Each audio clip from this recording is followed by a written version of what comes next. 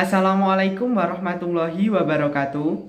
Perkenalkan, nama saya Rian Eka Wahyu Saputra dengan NIM 401210252 dari kelas Ekonomi Syariah H. Di sini saya akan mereview salah satu materi dari mata kuliah Pendidikan Kewarganegaraan dengan judul Masyarakat Madani. Berikut penjelasannya. Masyarakat Madani. Yang pertama adalah pengertian masyarakat madani. Dalam bahasa Arab, konsep masyarakat madani dikenal dengan istilah al-mujtama al-madani. Dalam bahasa Inggris disebut dengan istilah civil society. Masyarakat madani merupakan konsep yang merujuk pada masyarakat yang pernah berkembang di Madinah pada zaman Nabi Muhammad SAW, yaitu masyarakat yang mengacu pada nilai-nilai kebijakan umum yang disebut al-khair.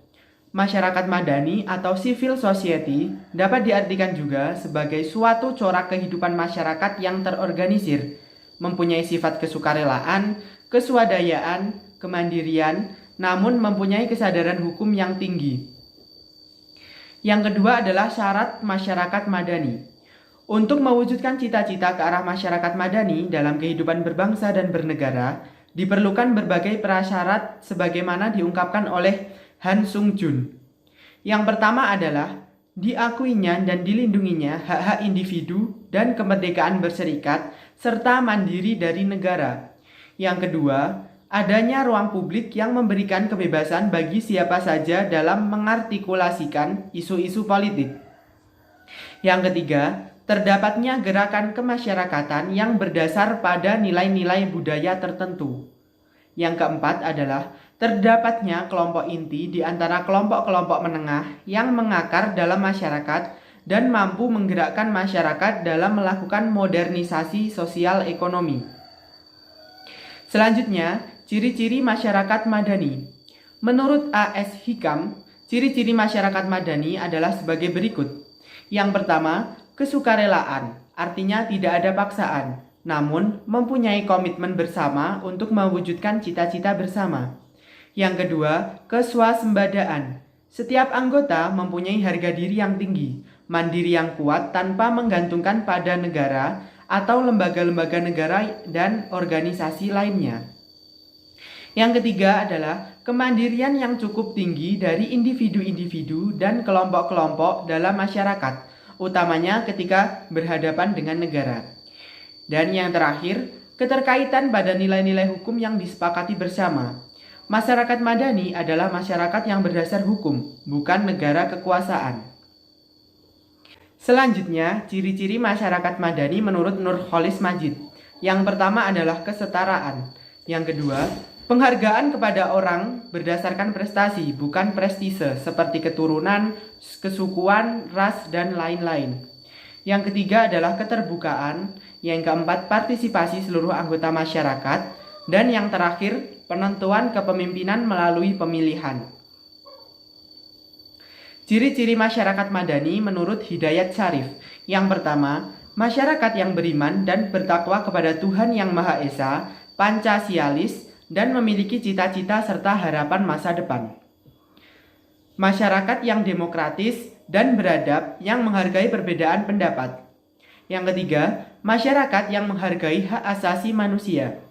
Yang keempat, masyarakat yang tertib dan sadar hukum yang direfleksikan dari adanya budaya malu apabila melanggar hukum. Yang kelima, masyarakat yang memiliki kepercayaan diri dan kemandirian.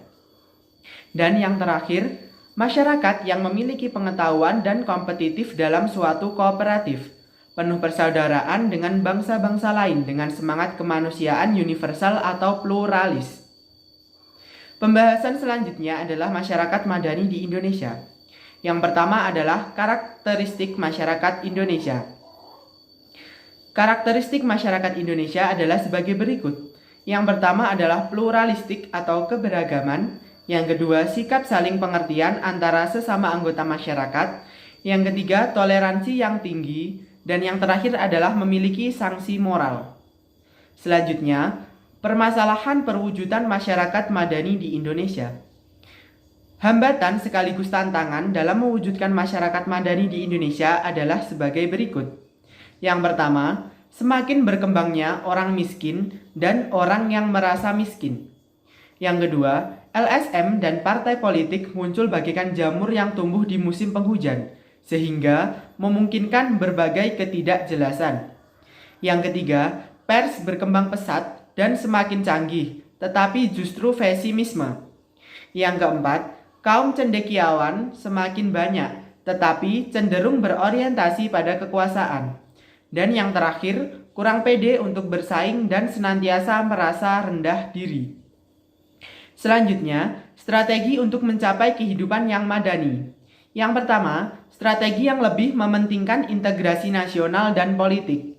Yang kedua, strategi yang lebih mengutamakan reformasi sistem politik demokrasi. Yang ketiga, strategi yang memilih pembangunan masyarakat madani sebagai basis yang kuat ke arah demokratisasi. Selanjutnya, tantangan masyarakat madani di Indonesia.